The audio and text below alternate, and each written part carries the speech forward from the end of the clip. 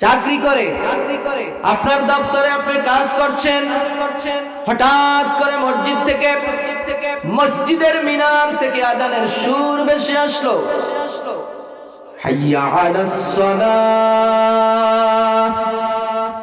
হাইয়া আলাল ফালাহ।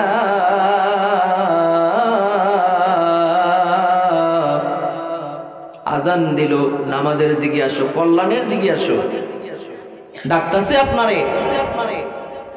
আপনি বললেন না আমার অফিসে কাজ আছে, কাজটা শেষ করে একবারে যাব।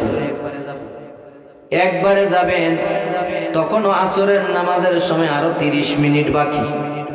আপনি বলছেন শেষ করে যাব, শেষ করতে করতে টাইম মাগরিবের গণাগণ হয়ে গেছে, নামাজ কিন্তু পড়া হইল না। এই টাইমে যদি মালাকুল মউত সামনে এসে দাঁড়াই যায়, সামনে পা বাড়াবার মতো আর কোনো ব্যবস্থা আসেনি।